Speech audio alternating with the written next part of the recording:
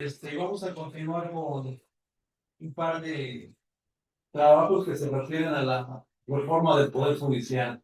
Entonces, el primero de ellos, el de Rigoberto Ramírez, se llama Participación Electoral, Concentración del Voto y Movilización Electoral en la elección del Poder Judicial en 2025. Y creo que se va a complementar muy bien con el siguiente que es el de Azucena. Y por favor, Rigoberto. Sí, bueno, buenos días de nuevo a todos, o ya casi tardes. A ver, en broma y broma, la verdad asoma. Y Héctor me hacía una observación, que había demasiados trabajos sobre de mi parte y quizá habría que dar una explicación, además de los puntos y demás. Pero en el fondo, por ejemplo, el segundo trabajo, en realidad, si ustedes revisan los datos, tiene que ver con datos del 24. Entonces, un trabajo que ya tenía avanzado y que dije, lo voy a presentar como un reporte de investigación y ya con la retroalimentación con los colegas, pues lo voy a mejorar, a precisar, a pulir en muchos sentidos. Y eso me va a ayudar para avanzar en ese camino. El que voy a comentar ahorita es sobre el proceso electoral del Poder Judicial. Y aquí dice, es una de las grandes transformaciones desde mi punto de vista del gobierno, del anterior y del actual gobierno, en realidad es eh, la reforma del Poder Judicial y la manera en la que se nombraron o eligieron a los magistrados. Me centro solamente en el proceso de la elección de los primeros ministros. Eh, Todo lo demás lo dejo fuera, porque en realidad, si uno hace una valoración de todo el proceso, incluso para los que nos dedicamos a cuestiones electorales y etcétera, era un proceso súper agarrado, súper complejo, que no conocíamos prácticamente a nadie, y que terminó siendo bastante complejo, no solamente en entenderlo, sino en su operacionalización, ¿no? En el trabajo presento, digamos, y bueno, en realidad lo estoy presentando como siempre lo hemos hecho. Me ha quedado como muy internalizada la idea de cómo trabajamos y siempre he sido de buscar datos para encontrar los argumentos y para tener, digamos, una idea medianamente clara del proceso y a partir de ahí empezar a razonar de mejor manera los fenómenos. Y entonces empecé a trabajar los datos y me encontré con cosas súper interesantes. A ver, una introducción, el contexto de la reforma judicial impulsada por la Cuarta Transformación. El tema central es la elección popular de jueces, magistrados y ministros. Objetivo, analizar la participación ciudadana, la concentración del voto y la movilización electoral, que hay mucho, desde mi punto de vista, de movilización electoral. ¿Cuáles son los puntos claves de la reforma? ¿Y por qué pongo esto de los puntos clave? Porque de lo que se trata como siguiente paso del trabajo de haber hecho la revisión de los votos y los cálculos que estuve haciendo, es que voy a analizar desde un marco eh, muy específico, y es el marco de análisis de las coaliciones promotoras de políticas. Es, digamos, un enfoque de las políticas públicas. De lo que tratan es de establecer cuáles son los actores principales que desarrollan una política, que discuten públicamente sobre un tema en disputa, y etcétera. Luego profundizaré en ese asunto. Por eso también pongo estos elementos que son claves, y el siguiente, que son los argumentos a debate a favor y el debate en contra. A ver, una elección popular de integrantes del Poder Judicial, creación de nuevos órganos de administración judicial y tribunales de disciplina, reducción del número de ministros de la Suprema Corte de Justicia de la Nación, límites salariales a jueces, no pueden ganar más que el presidente. Los argumentos en debate. A favor: combate a la corrupción y al nepotismo, legitimidad y cercanía con la ciudadanía, independencia frente a las élites del poder. Y ahí eso ya nos va delineando quiénes son los actores que están a favor y quiénes están en contra, con el otro elemento. En contra: riesgos de politización y pérdida de independencia judicial, falta de técnica jurídica, jurisprudencial en los candidatos, debilitamiento del Estado de Derecho y posible infiltración del crimen organizado. Estos son los debates en contra de la reforma. Ahora sí, me centro en lo que son la siguiente. Me centro en, digamos, en los datos. Aquí traté de presentar de manera más o menos resumida los hallazgos principales que encontré. ¿Quién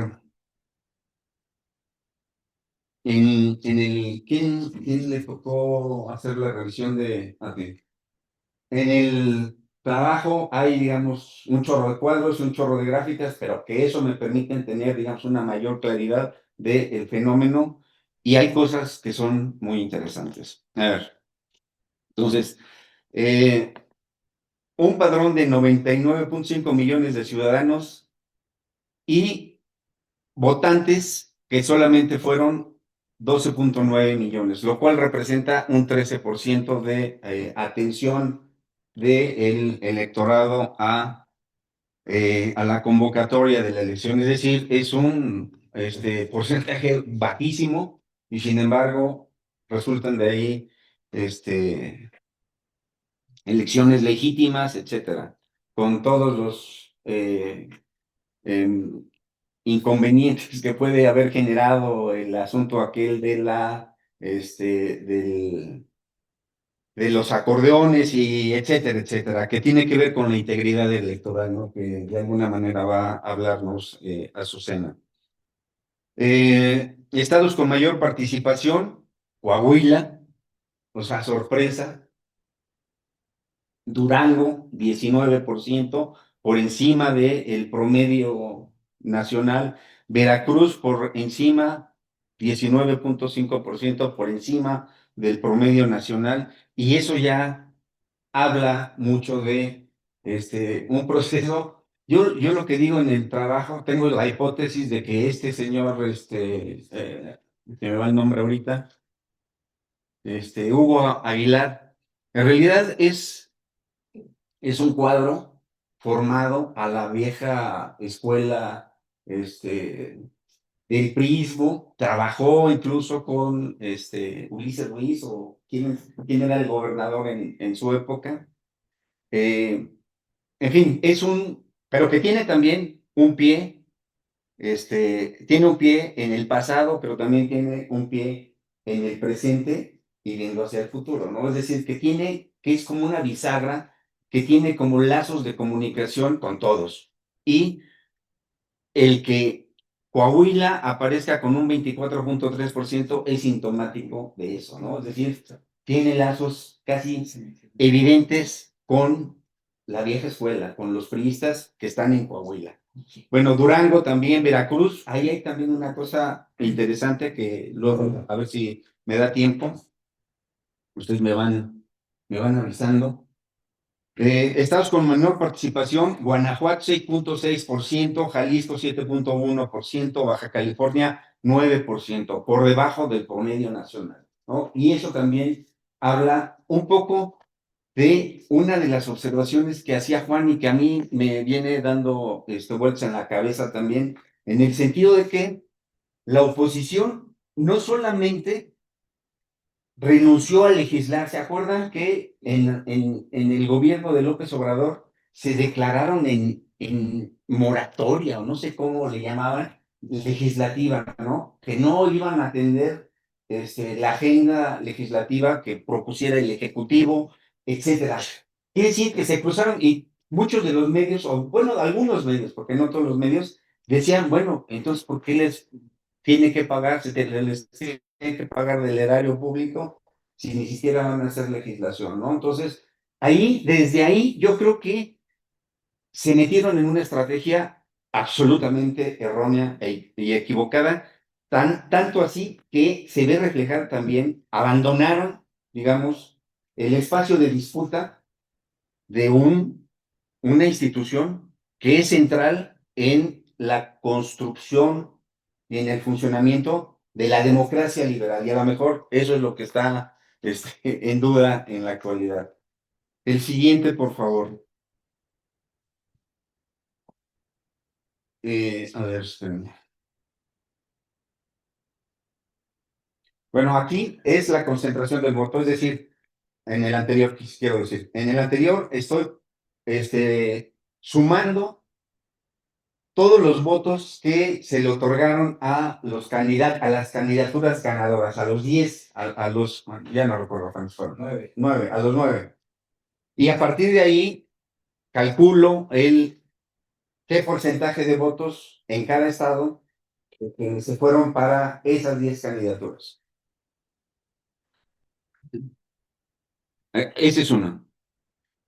Y ahí ya hay unos resultados. La siguiente capa de análisis, como le llamo ahí en el documento, es justo pensando en esta cuestión de abandonaron el espacio de batalla, la oposición, y claramente el PAN me parece que sí lo hizo. El PRI era lo que le quedaba por hacer, ¿no? En el siguiente cuadro introduzco un elemento que a mí me parece interesante y que luego termino confirmándola en los datos hacia el final del documento. Y es que dije, bueno, a ver, la movilización del voto tendrá más capacidad de movilizar el voto quien tenga una mejor estructura a lo largo y ancho del país, ¿no? Es decir, y aquí lo estoy tomando el número de afiliados como una medida que me puede, pero 5 minutos, que me puede dar más o menos una idea de qué tanta fuerza tienen los partidos políticos a lo largo y ancho del país, ¿no? Y este cuadro verdaderamente es súper interesante. O sea, son los datos oficiales, son el padrón de afiliados que están registrados en el INE y el dato disponible es el del 2023. Ustedes vean nada más, el Partido Acción Nacional, 277,665 afiliados. El PRI ya solamente le queda 1,411,889. Morena, 2,322,000. Si uno revisa el cuadro, creo que sí lo hago ¿cómo se llama? En uno de los cuadros que pongo ahí en el trabajo, y lo que vemos es un crecimiento meteórico de las estructuras partidistas o del padrón de afiliados de Morena. Dinámicas regionales. Coahuila, alta participación, baja concentración, es decir, hay una fragmentación del voto, pero el candidato más votado sí es Hugo Aguilar, el ganador, Hugo Aguilar Ortiz.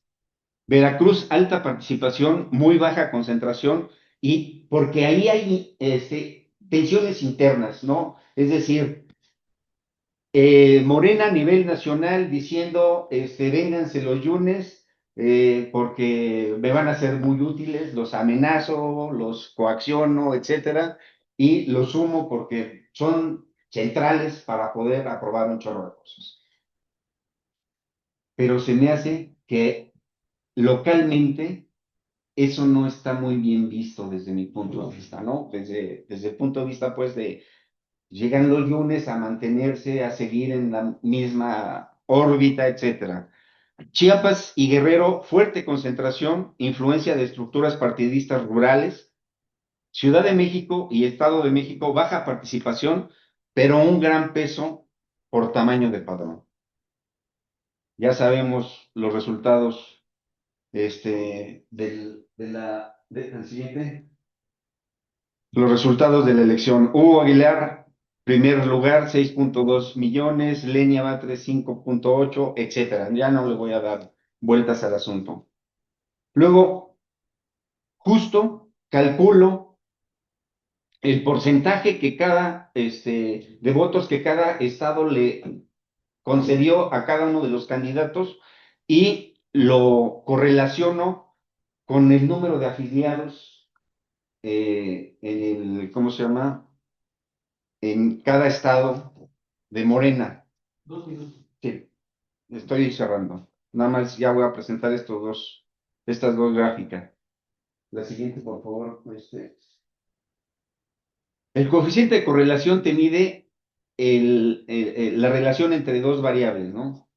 Y para este caso, para el caso de Hugo Aguilar Ortiz, es 0.93%. Es decir, que sí es una posible, una explicación muy plausible el que las estructuras morenistas tuvieron un peso determinante a la hora de decantar cuáles son los candidatos que terminaron ganando, ¿no? Pero no es, digamos, porque digamos, lo fácil es que hubieran aplicado la lógica tabla rasa, ¿no? Es decir, para todos, pero no fue el caso, no fue el caso. Acuerden, y saqué esta otra gráfica, justo porque ¿se acuerdan de quién es Arístides Rodrigo Guerrero García? Es el que hizo campaña de que estaba más preparado para ser ¿cómo se llama?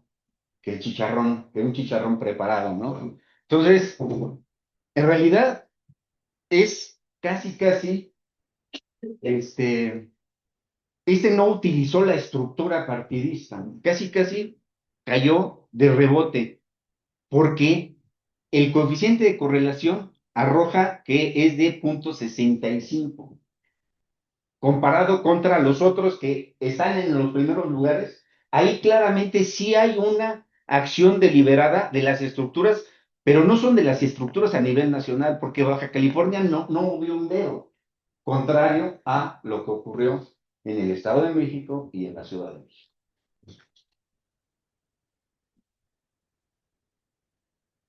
A ver, la reforma, a manera de conclusión, la reforma judicial polarizó al país entre legitimidad democrática y riesgo de politización. Una participación desigual marcada por factores regionales, partidistas y sociales. Una concentración del voto revela estrategias diferenciadas de movilización y el proceso abre un chorro de interrogantes sobre la independencia judicial y la estabilidad democrática. Yo estaría por ver qué es lo que están empezando a decidir y cuál va a ser el sentido de sus decisiones en un chorro de temáticas. Bueno, por lo menos a Salinas Pliego no le está yendo muy bien, pues, en términos de qué es lo que está decidiendo. Pero yo le daría, digamos, más aire al asunto para poder tener, digamos, una valoración más objetiva y certera del asunto. Y con eso cerraría. Muy bien, gracias. Y Juan Reyes, por favor, para tu comentario. Muchas gracias. Buenas tardes. Buenos días, perdón. Bueno, en la presentación, igual creo que yo hago otra lectura por lo que yo leí. Bueno, sí está contemplado, pero yo pondría el énfasis tal vez en otros aspectos que me interesa aquí comentar. El trabajo es muy interesante, la idea es muy interesante.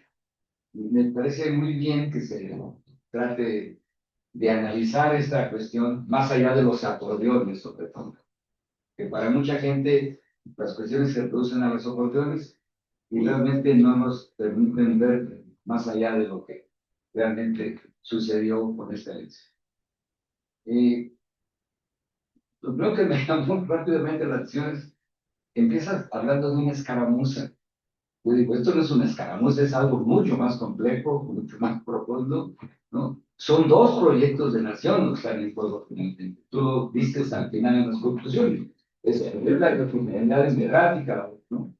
Y creo que lo menciona así nada más. Entonces, me parece muy interesante y bueno, yo particularmente quiero enfatizar mi comentario en la parte que se refiere a la concentración y dispersión del voto.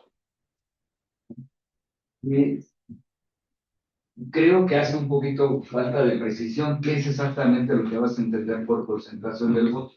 Pero bueno, es un trabajo que yo entiendo que es como un borrador al que hay que meterle todavía cierto trabajo.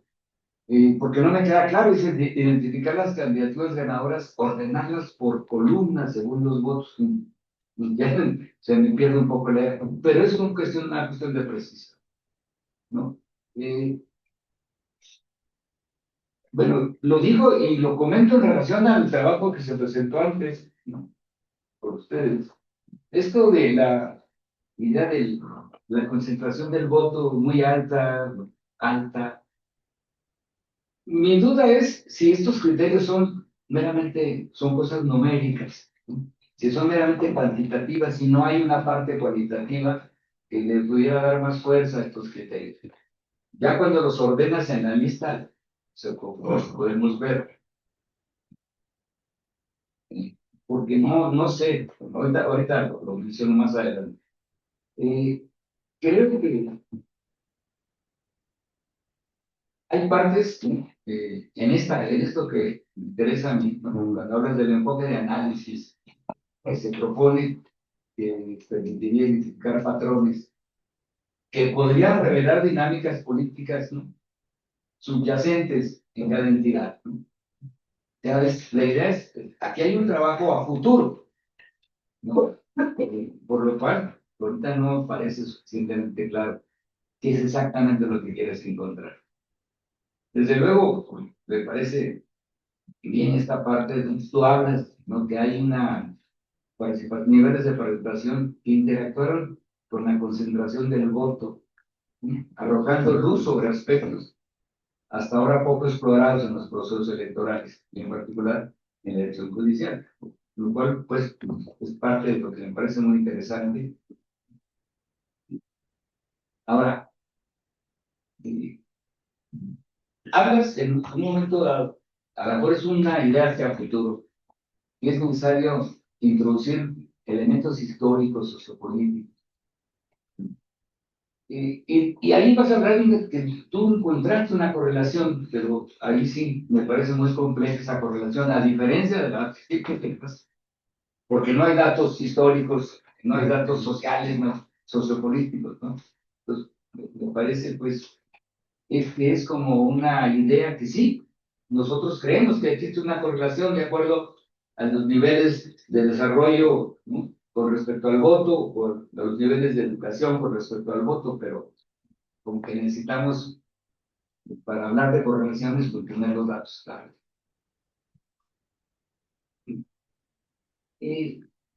Los sorpresas Coahuila, ¿no? Yo creo que no está explicado por qué Coahuila, ¿no? ¿Por qué pasó? ¿Qué pasó? Que tiene el 24.31%. ¿Qué pasó?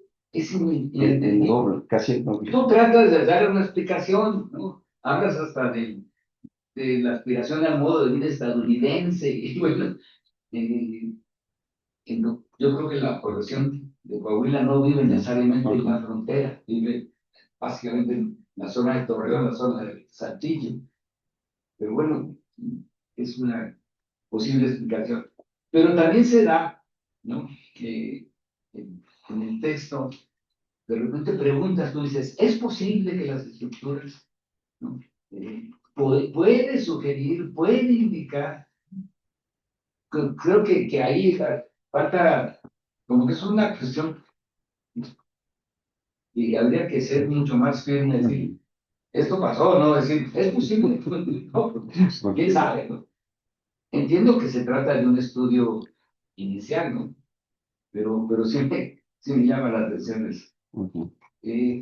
Ahora, lo que sí observo yo es que hay entidades en donde la diversidad y las opciones para votar eran muchas.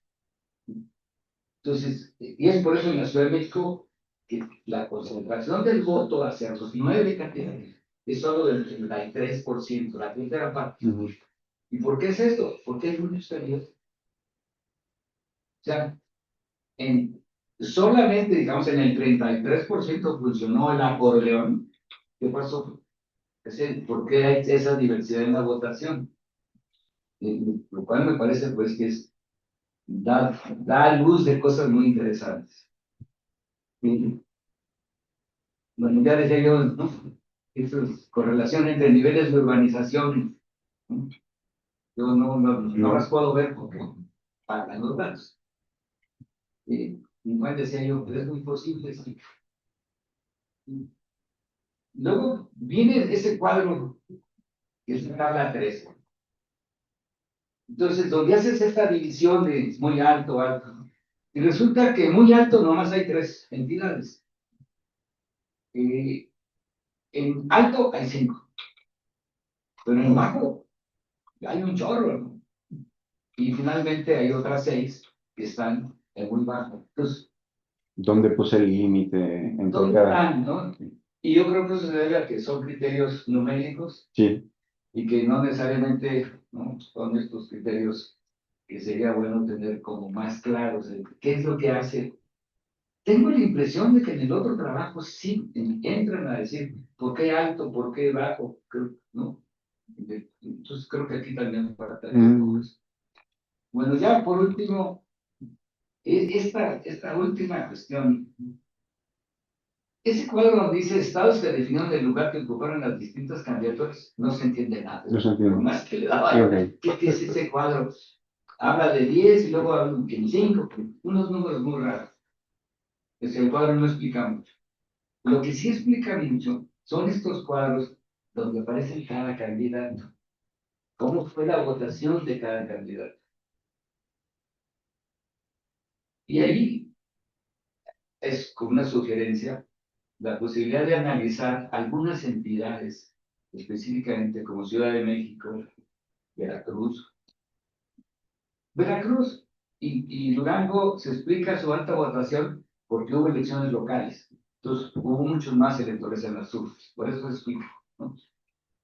Pero el comportamiento de Chiapas y Puebla llama mucho la atención porque hay 4 candidatos, que son los últimos, que aparecen mejor su votación.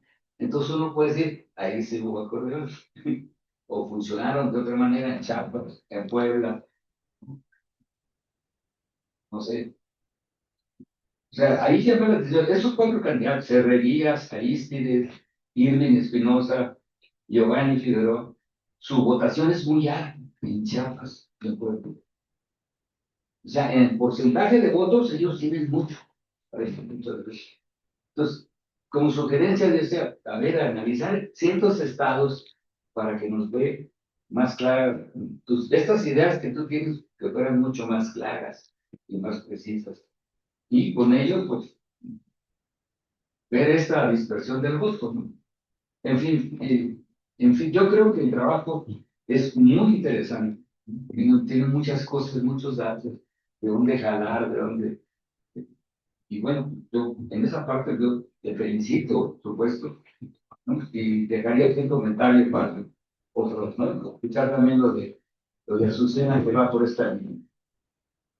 Digo, una respuesta de su parte. Simplemente agradecer, ya tengo aquí las observaciones y quizá ser más explícito pues porque si en este momento es simple y llanamente un cálculo matemático de establecer los rangos y decir, este es el nivel alto, este es el medio y este es el bajo, ¿no? Entonces no hay, digamos, un criterio cualitativo a la hora de hacer este corte de hasta dónde está uno y está el otro. Es puramente numérico el asunto, ¿de acuerdo? Pero pues ya me da alguna idea de hacia dónde encaminar.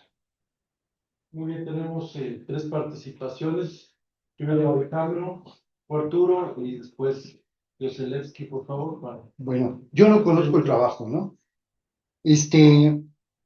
Pero Rigoberto empieza con un presupuesto muy interesante, ¿no?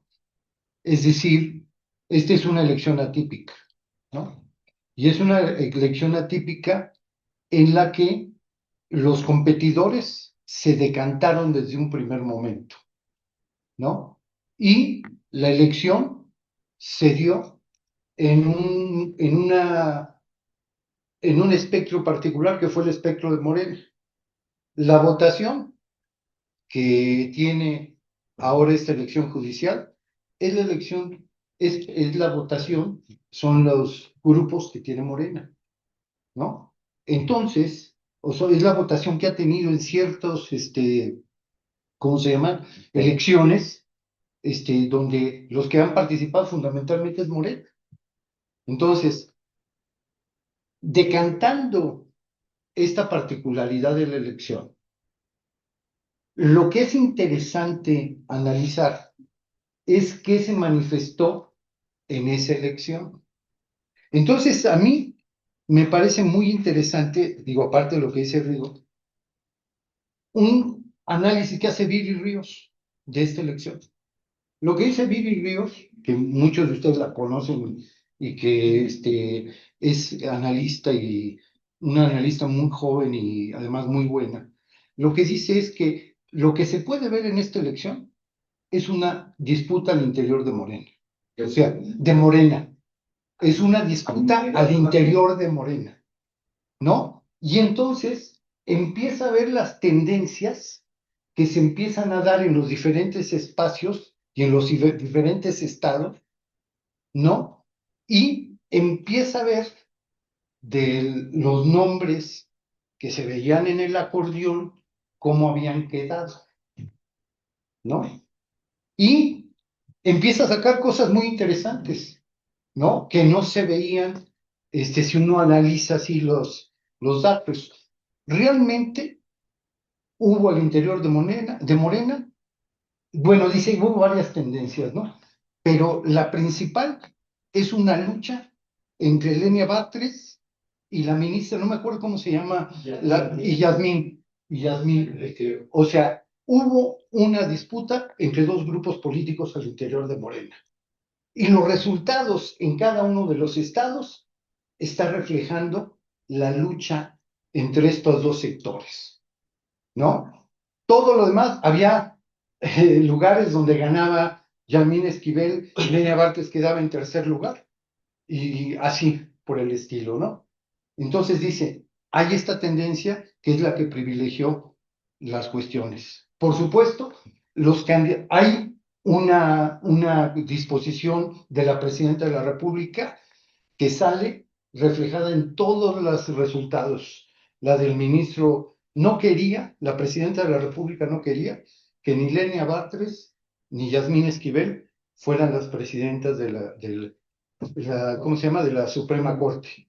Entonces empujó en todos lados a A un Benito Juárez. a Benito Juárez, que no le iba de alguna manera a deslegitimar la elección, porque de que si lo hubiera ganado una u otra, hubiera dicho, no, pues con razón, mira, pues en Morena. En cambio salió hasta salió un grupo indígena, ya ven qué conscientes somos los mexicanos de que una persona sin cuestión partidista llega. Entonces, Viri Ríos dice, fíjense esto, ¿no? Este impulso. Pero también hubo una tercera, que fue la intromisión efectivamente, y que ahí se vería Coahuila de algunos gobernadores, y sobre todo priistas, que querían impulsar candidaturas particulares y que habían hecho alianzas con otros sectores, ¿no? Y también hubo una cuarta tendencia, que era evidentemente el ministro Chicharrón, ¿no? Sí, que realmente la propaganda los impulsó en ese sentido, ¿no? Sí, entonces es interesante esta visión.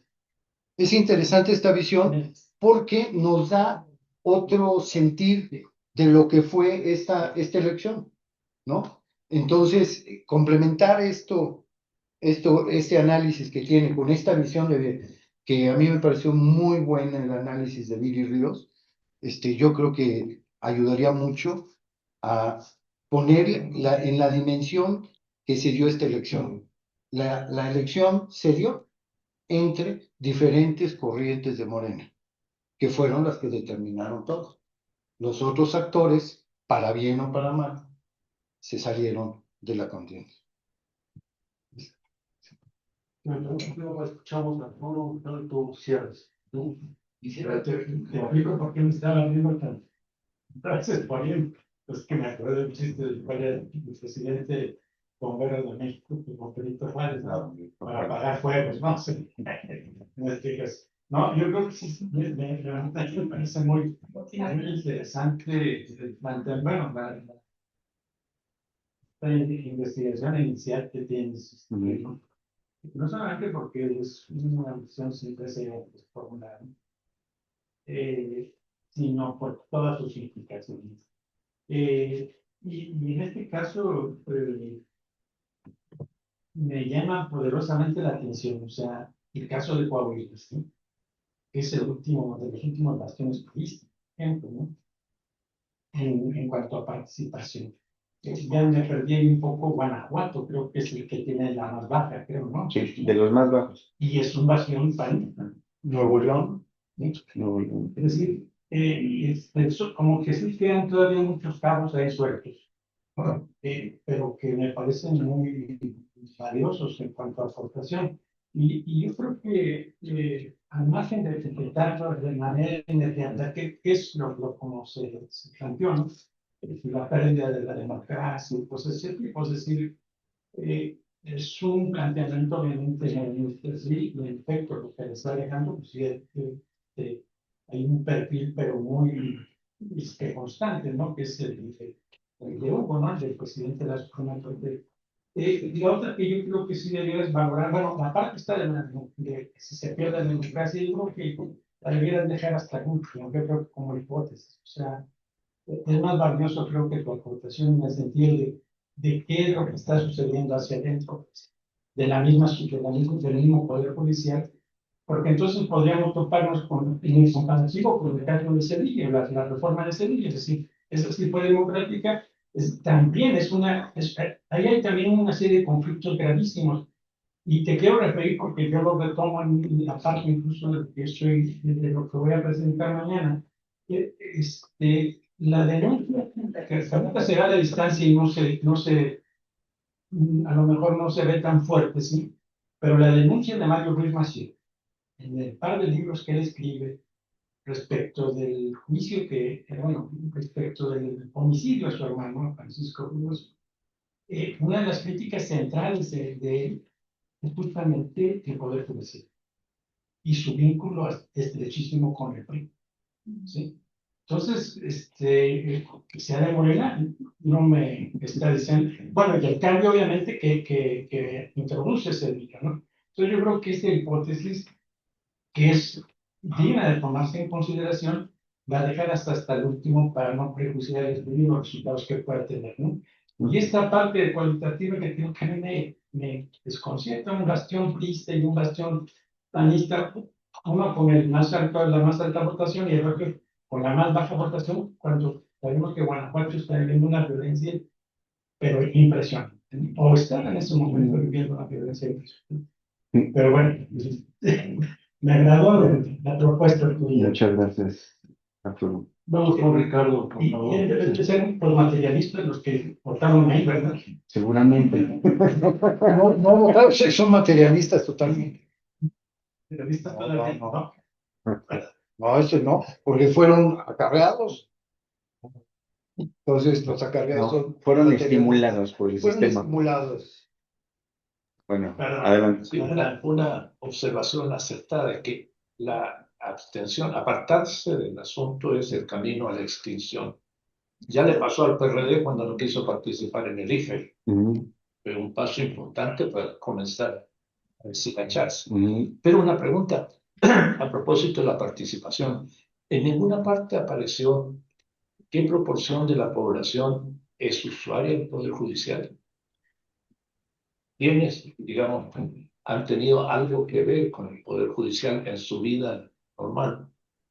Porque para buena parte de la población le están hablando de algo que es lejano. O sea, juicio hacen los ricos que pueden Ujú. contratar abogados, o los delincuentes que si te agarran o lo que sea, y la razón por la que sea, terminas preso.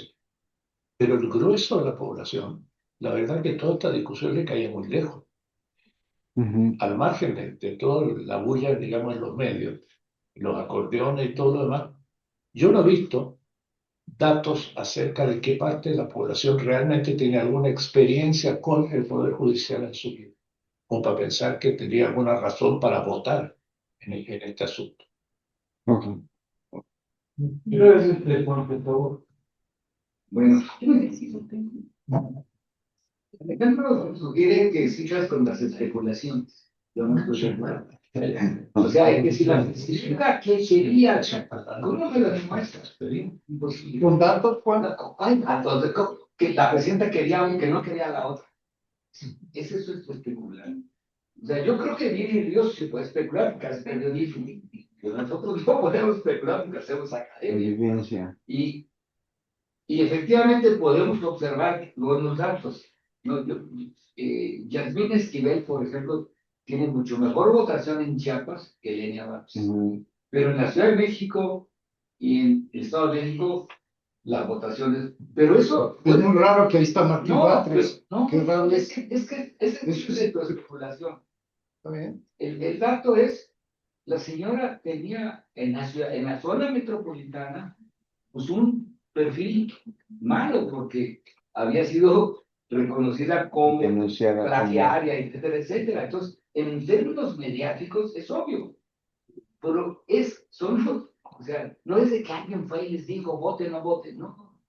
Yo creo que más allá de eso no puede ser. El caso de Coahuila, en realidad es por el interés que tienen las autoridades locales, no por la Suprema Corte, por los Por otros lo local. puestos. También estaban votando otras cosas, y ahí sí les interesaban mucho en los estados, que es lo que también habría que tener muy bueno. No los datos, sino que se estaban votando otras cosas, ¿no? De magistraturas locales ahí ¿cómo se llama? Pues para el Poder Judicial local. Pero bueno.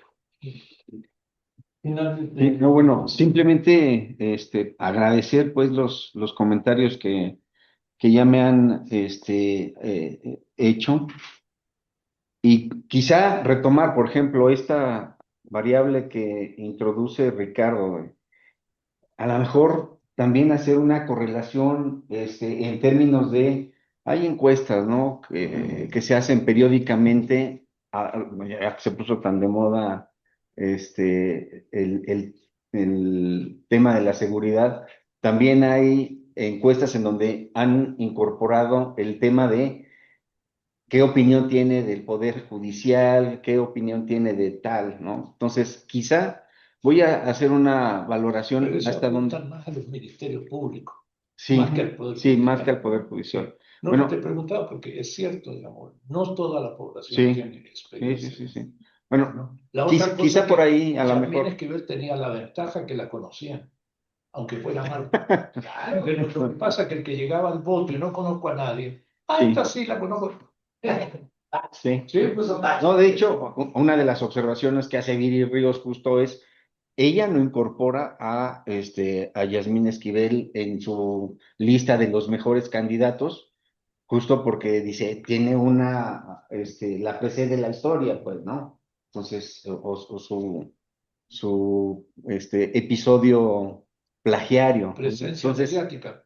en fin, yo creo que hay muchos elementos que han señalado ustedes y que definitivamente tendré que procesarlos en mi cabeza y materializarlos en algo que tenga ya el nivel de mandárselo a los del cotidiano para que ¿Puedo? ¿Puedo opinar? Soy Claudia. Claudia, sí, Pues brevemente. a mí me gusta el trabajo que acaba de presentar Rigoberto porque realmente pues es una elección que es inédita, ¿no? Entonces me parece que todo lo que se escriba al respecto y se investigue, pues me parece que es muy relevante, ¿no? Porque es algo que no estaba siguiendo las reglas de normales, por así decirlo, de los procesos electorales. Entonces, creo que la hipótesis que está manejando, pues me parece que está bien, hay que, como dice Juan, pues hay que indagar un poco más. Y también yo estaba pensando que no solamente Morena, bueno, hay que pensar, el ministro Hugo Aguilar estuvo en el Instituto Indigenista. Entonces, esa parte también, yo he visto que las zonas donde el voto estuvo más alto también es donde está toda esa parte de la población. Entonces me parece que hay, otra vez es un voto que tiene atrás una estructura, ¿no? Yo lo dejaría ahí. Gracias. Gracias. En razón de tiempo, vamos a pasar de inmediato con la sistema, por favor, para que continuemos revisando qué está pasando con la reforma judicial.